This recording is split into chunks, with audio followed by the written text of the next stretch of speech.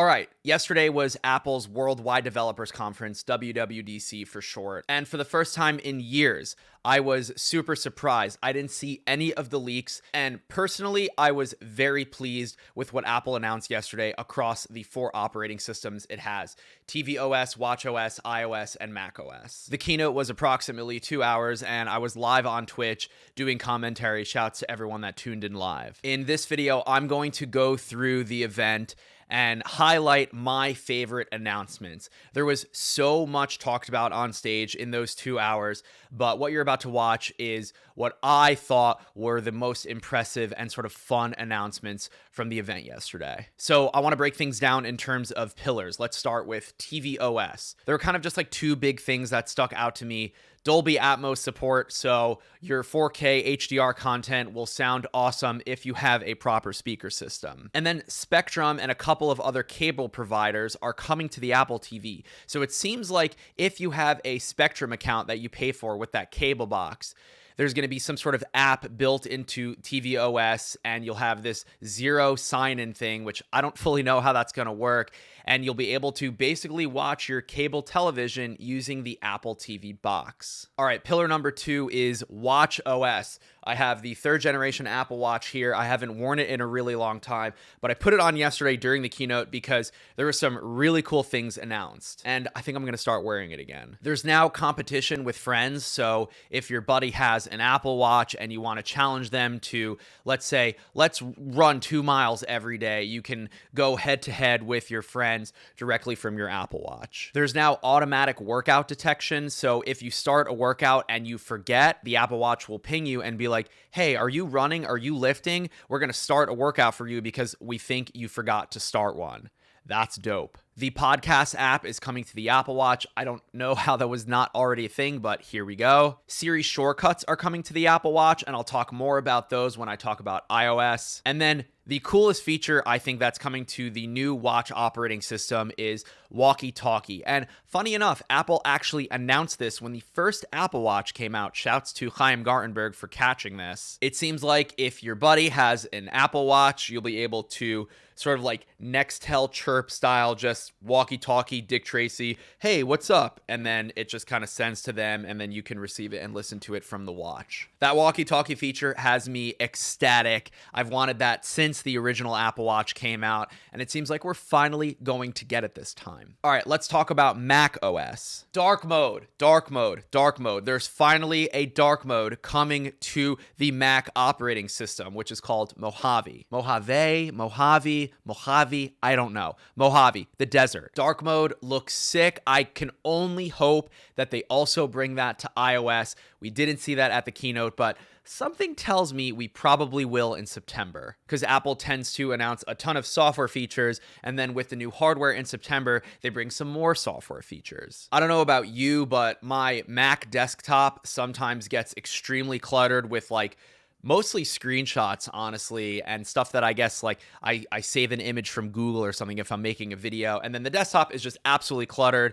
I'll usually just like kind of drag everything into a folder and call it desktop, but Apple introduced something yesterday called Desktop Stacks, which will automatically sort your desktop icons. And then you can kind of swipe through them, which seems a little bit unintuitive, but now that they're stacked, there's auto organization. You can actually do this with Automator, but most people don't even know Automator exists on the desktop. I'm just really thankful that Apple is finally taking into consideration how cluttered desktops get. There's a new Finder view called Gallery, which seems very much like CoverFlow. There's now quick editing in Finder as opposed to Preview, and if you press the spacebar for Quick Look, it's called, you now have markup abilities, so you can, let's say, sign a document or put some words in the document or circle or underline things right from clicking the spacebar. Apple revamped screenshots on the Mac, and you'll be able to screen capture, screen record directly from the screenshot tool instead of using QuickTime. That gets a thumbs up from me. News, stocks, voice memos, and home are all coming to the Mac, and they seem to be kind of ports of the iOS versions of these apps. And then there's also a redesigned Mac App Store. I cannot remember the last time I opened up the Mac App Store, but hey. And finally, iOS 12. I got my first iPhone when it was iOS 2, the iPhone 3G. They like just announced the App Store. My goodness, it's been over 10 years of iOS. All right, iOS 12. There's a lot to talk about. This is kind of the meat and potatoes of this video. Also, I know you're wondering where I got the shirt from. This is from Apple's Spaceship, Apple Park, it's called. There's a visitor center, which has a store with exclusive merch. I was there a couple of months ago. If you follow me on Twitter, you already know I have this, but yeah, how dope. Okay, iOS 12. Optimized for iOS devices dating all the way back to 2013. So if you still have an older iPad or older iPhone, the camera will open faster, for example. The keyboard will come up faster, for example. It seems like Apple knows that people don't upgrade their devices every year like this guy does, and they want to support legacy devices. Now, again, dating all the way back to 2013. That's 5 years of support. Nicely done. There is a new file format for augmented reality called USDZ. Now, I am not a developer, so I can't go into the technical details of this, but they brought Adobe on stage, and Adobe says there's going to be support for USDZ in the Creative Cloud, and then you'll be able to just use those creations seemingly on iOS devices. Again, not a developer, don't really know how this is going to work, but the demo that Craig did on stage where he took that guitar from the browser and then just like put it in AR on the table was so sick. And then they also mentioned an app. I freaked out about this when I was streaming on Twitch. They mentioned this AR creation app for iOS. They didn't show it. They barely talked about it. I would love to know more. AR Kit 2 was announced, which will allow shared AR experiences. You'll be able to like play ping pong, let's say, with your friends using your iOS devices. They had a demo on stage. It looked really cool. They also did an extensive Lego demo. And the coolest part about this, I thought, was you'll be able to kind of like save your progress. I remember growing up as kids, like you'd play with your toys and then you'd clean them up and kind of like reset from zero. This totally circumvents that. So if your kids or you are playing in AR, and you've kind of like created a world and whatever, you'll be able to save your progress and open it up at a later time. That's very cool. There's a new app, a new native app coming to iOS 12 called Measure. And this was something that when AR Kit was introduced last year, I thought that developers would be able to capitalize on this. You just be able to measure desks, measure pictures, etc., using all of the depth mapping and AR stuff that's built into your iOS device. It's something that I thought Apple would do last year, but hey, here we are. Where is AirPower? September? There's something called Siri shortcuts now. There was an app called Workflow that allowed you to automate a bunch of tasks on your iPhone, and that was acquired by Apple, and now it seems like they've completely built it into the operating system. And shouts to Conrad. So let's say, for example, I have my smart light bulbs here in the studio. When I'm leaving my apartment, I can tell Siri, I'm going to the studio. It'll show me directions. It'll automatically turn on the lights, let's say, and maybe even if I had a smart thermostat, set it to whatever temperature I want. Or let's say you have the little tile thing that tracks your keys. You can ask Siri, where are my keys? And she'll tell you exactly where your keys are. Now, personally, I never used Workflow, but now that it's kind of built into the operating system, I'm definitely going to try this out. Apple introduced Do Not Disturb during bedtime. So if you have D&D on and you get a boatload of notifications, it won't show you any of those notifications until you dismiss Do Not Disturb. This next feature I thought was really cool. There's something called instant tuning for notifications. So let's say you get email notifications from a junk account, or you get so many of these news alerts from your news app, or a game is pinging you.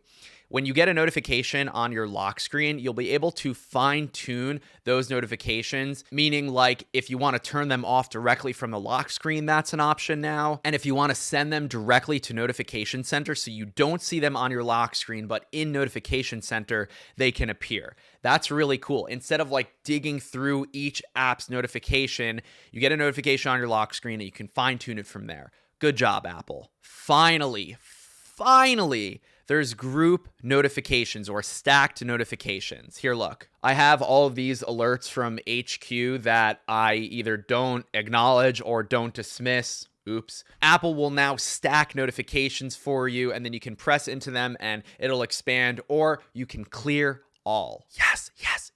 This next feature really speaks to me. As you know from my previous video, I recently deactivated my Twitter account. I've since actually returned to Twitter, and it's good to be back. The break was really good. It was like over a week, and yeah, it's good to be back. Anyway, there's a screen time feature, which basically means that Apple is going to be very deliberate in telling you how many times you pick up your phone per day, how many times you log into these apps, how many notifications these apps are sending you, and then, of course, how long you're spending in each of these apps. And then on top of that, they're going to be sending you reports, which is awesome, and you'll be able to limit your time spent in these apps. So you can set a limit to Twitter, Instagram, YouTube for an hour each. And then Apple will let you know, hey, you have 10 minutes remaining of this app. I think this is a fantastic feature to have.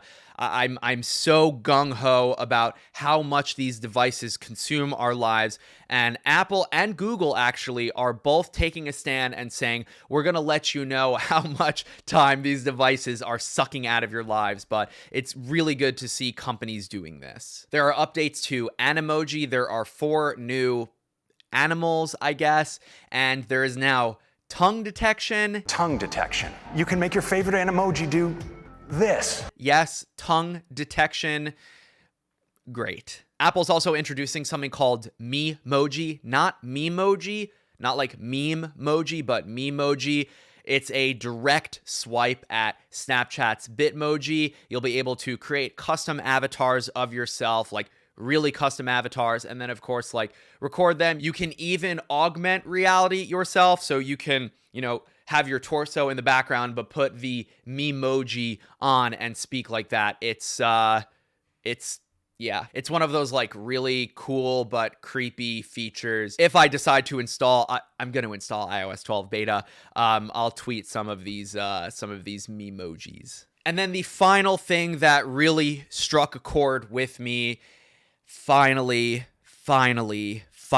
group FaceTime. And not only like 3 people, 5 people, 32 people. They've created a really cool, dynamic, tile moving fluid UI. I don't know how well it's going to work depending on your connection and when people talk over each other, but I'm very excited for group FaceTime. I feel like there's been a void in group video chatting. I know like Skype, and remember like Uvu, you could do it in apps like Discord, but I'm glad to see Apple doing it with these devices, and it's also coming to the Mac. Okay, that is my WWDC 2018 Sam Sheffer gets excited about X features video. I will probably install iOS 12 beta. I'll probably hop on the beta for the watch. I don't think I'm going to be installing Mojave on my Mac because I only have one laptop, and you know what they say about the betas. But yeah, for me, this WWDC was very thrilling. I haven't been this surprised and excited in a very long time. I really like not seeing leaks and being surprised and kind of like sharing my reactions with all of you live on Twitch. I'm excited for the September Apple event. I'm like trying to steer clear of leaks. Like obviously all this stuff is going to leak, but I'm excited for September. What Apple's done with like these small software tweaks. I know every year people are like, oh, it's iterative, it's this, it's that. But like group FaceTime is substantial. The screen on time features are substantial. Dark mode is substantial. It's crazy to say, but the notification stuff is substantial. And yeah, let me know what you are looking forward to, what you're excited about in all of these new software features. I'll be hanging out in the comments when this video goes live. And yeah, if you're not subscribed yet, click the button. I'll catch you in the next one. Thumbs up the video before it ends. And thank you for watching.